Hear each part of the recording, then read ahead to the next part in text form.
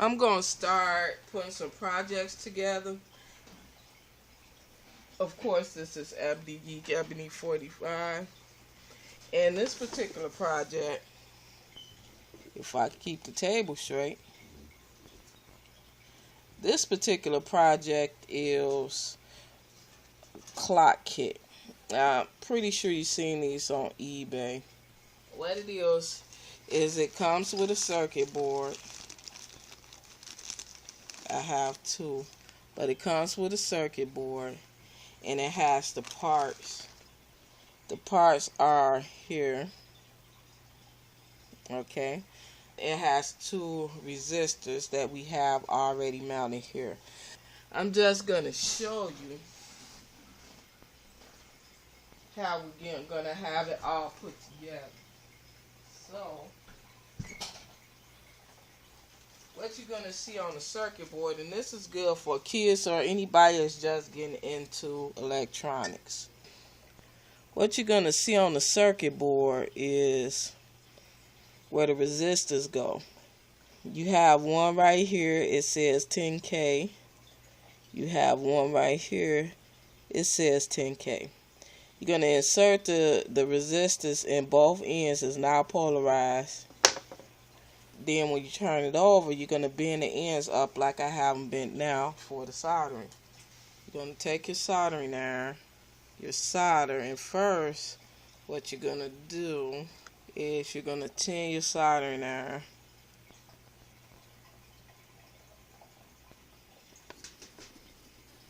Okay. Then you're going to solder it.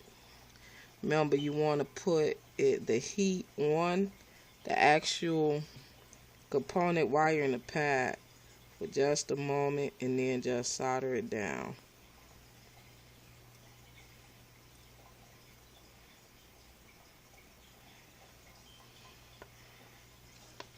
Okay, that's the first one. It don't take that long. Gonna add heat to the pad and the wire.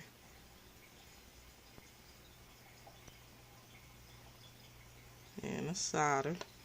There we go, a nice little bead.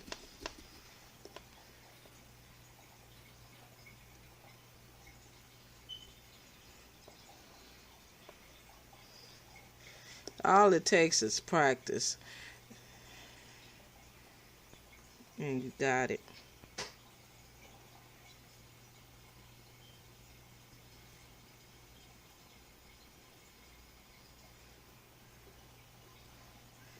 Now also, with this particular solder, it fairly fine. Is when you put it up against these wires, you see it's a lot thinner. Okay, so it doesn't take much time for it to actually heat up, so that you can actually get it onto the component very well. So that's a good thing. So you're not holding your heat on the pad too long. Now once you get it soldered, you want to take your side snip. Okay, so I found the side snips. And they're pretty much just these things. Okay. And we're just going to snip off the extra lead. You want to hold these while you're doing it, because they tend to kind of like go flying once you snip them sometimes.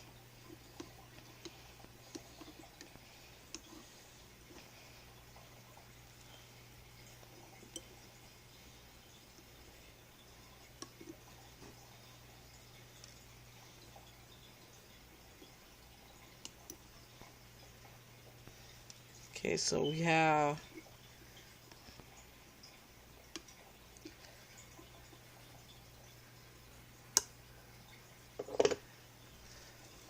it added here, and that's it with the resistors added. Nice, secure. The next thing we're gonna add this particular capacitor. As you can see, it's labeled. So we're going to add the positive end, which is always the longest end, at the positive, and then of course the other one is the negative. So just put that in there. Okay, turn it over. And I'm holding it with my fingers. You want to bend the lead out. Okay.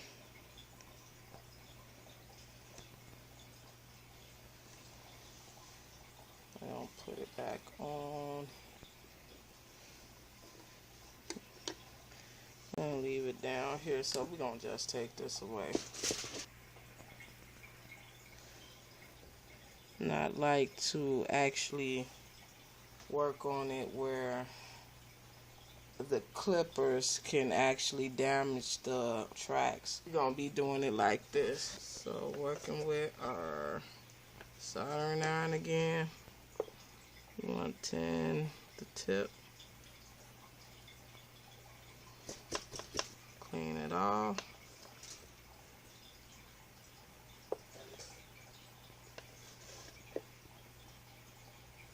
Heat up the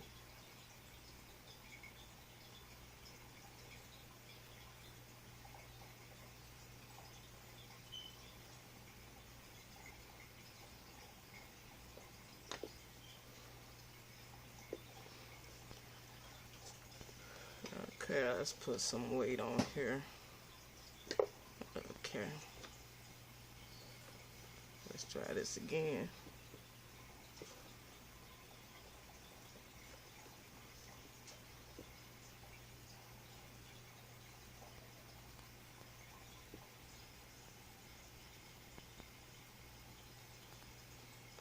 Okay, didn't work.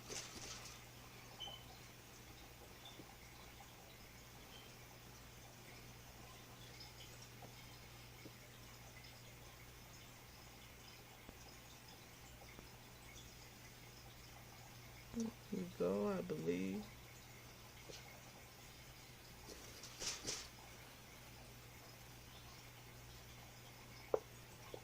Kind of burnt the edge of the 10 snips, huh? Let's get this one.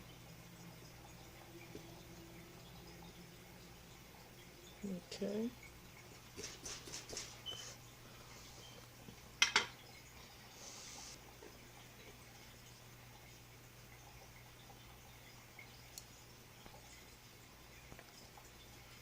Let's go ahead and snip these off.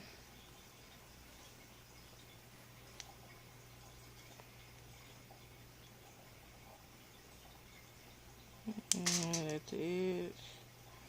Yeah, they're going fine. Guy on there now. So the next one we want to do is the capacitors, the 30s. So you will have two capacitors for the 30s.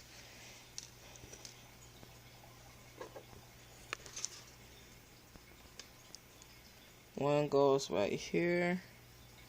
One goes right here. And capacitors does not have a polarity. So just like with the resistors, you could just add them. These ceramic capacitors don't have polarity. That's why the legs are the same length. From underneath, I'm just going to bend it up. You know. Okay. And then the second one goes right here. Okay, you can see it's saying C2 right here, and it says 30 over it, and this one says C3 and 30. So that's the capacitors. There's another capacitor, but it has a higher rank. So just bending this out, and we're gonna do these real quick.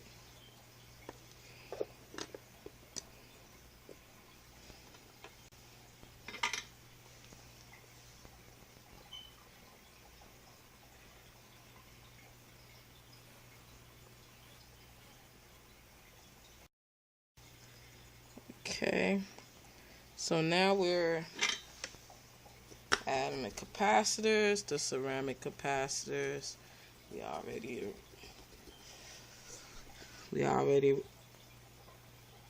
let's see, so let's get that added.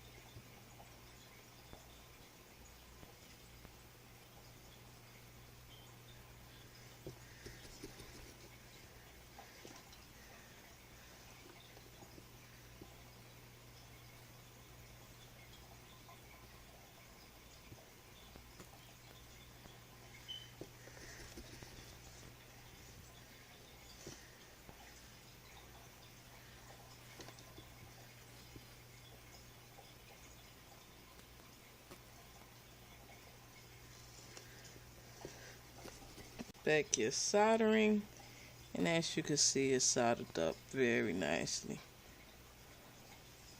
Now we need to do a snippet.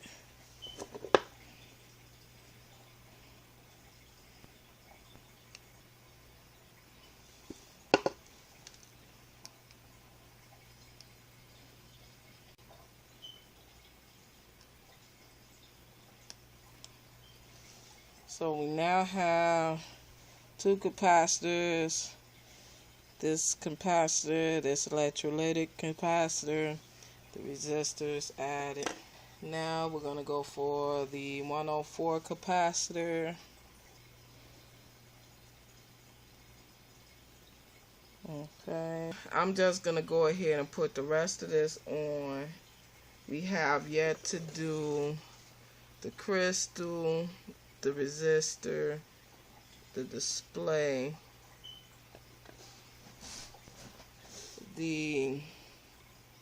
that's the chip. We're going to actually put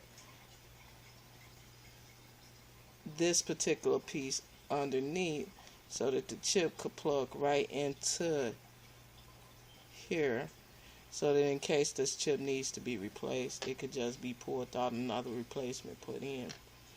And then the rest of these buttons, this electrical outlet, which is what it is, and this is a resistor chip.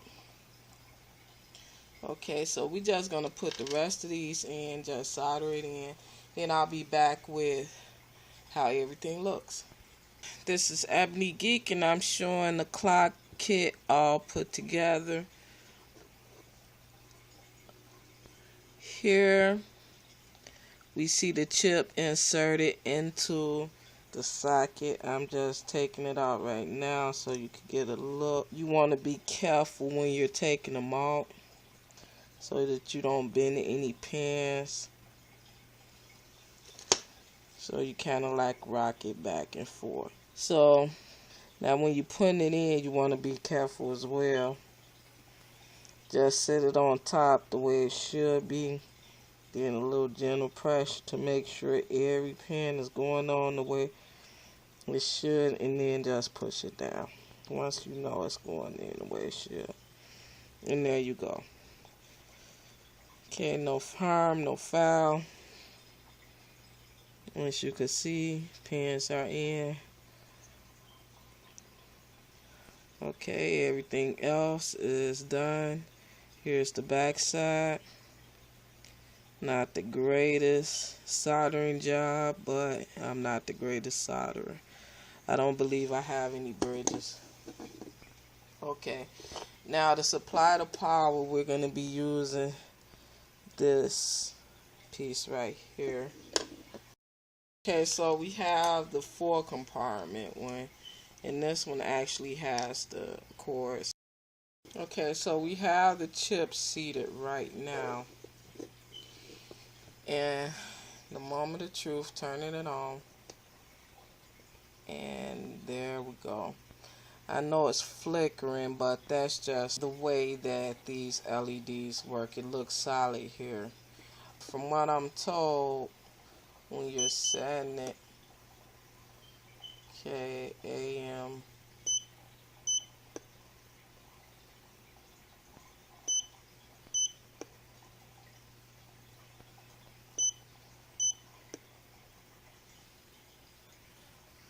This one seems to have some that's not quite right.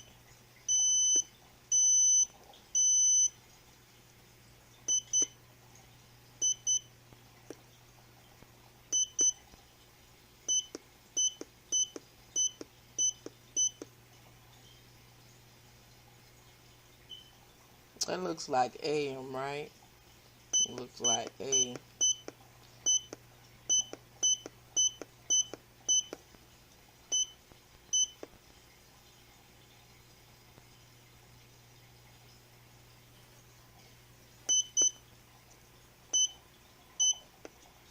I believe this is in military time. So let's see.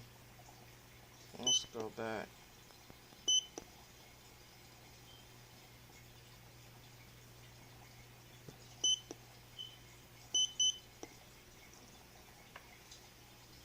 Wait a minute, I think I have it. Okay. So if it's saying it's 7 AM, but it's really 3:16 AM. So let's see.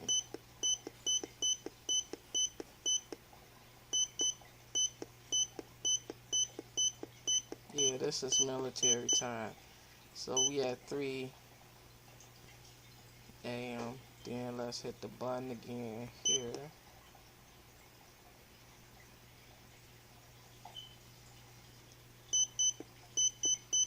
Let's see if this is minutes. Yeah, this is minutes.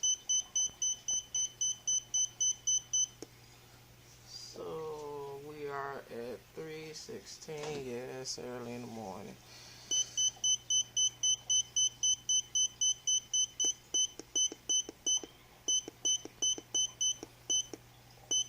Let's just give it a couple more minutes. Then let's hit that button. I don't know what it's asking for now. Let's just see how it looks.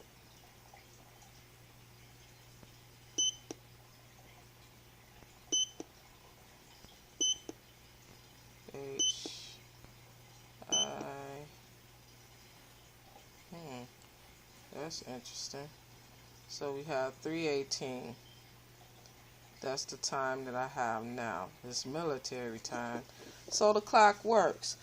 That is a success, and that is how you get a C51 digital clock working. You saw everything I did. You didn't quite see all of the soldering, but you get the gist of how to solder. This is how it's supposed to be set up ultimately.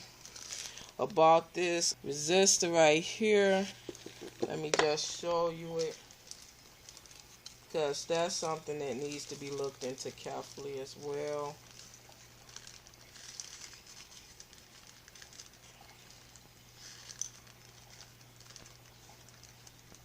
Okay, for this resistor pack, that's what it is. You want, when you be looking at the board, right, you're going to notice that for the resistor pack, you're going to have a square, because this is where it goes, right here. Okay, you're going to see a part where there's a square. Now, how this is added is, okay, I'm going to hope you can see it. But for this resistor pack, there's a symbol right on this side. And then there's a bit of writing. There won't be anything on the other side, as you can see. You want the part with the symbol showing, and you could barely see it there. You want that to be where the square is at. So you will have it like that. You see? So that's how the resistor pack is added. Now with the rest, as long as you make sure that if it has a polarity, like the buzzer has a positive side and a negative side, and the polarized capacitor has a positive and a negative side, and also when you flip this over, you see that the power pack, this blue thing, it has a positive and a negative side. So the resistors do not. So pay attention to where you see it showing a positive, and generally the longer leg is the positive. So with that said, that's some of the tips that I have for you for getting this clock kit working. A kid could do it. Unfortunately, sometimes you may not get a chip that's working for whatever reason. This chip could have been damaged when I pulled it out earlier, or it could have been damaged before it even got here. So there's a lot of reasons why this chip may not be working, but the bottom line is that it didn't work. The one that came with the newer one did work. So I have a whole kit. The only thing that does not work with this new kit, because I took the chip out of the new kit, is the chip that's in the from the old kit. So I will have to buy another chip in order to get this kit added. But for right now, everything was put together correctly, and so it's working just fine, as you can see. So have a great rest of your day, and tune in to the next experiment.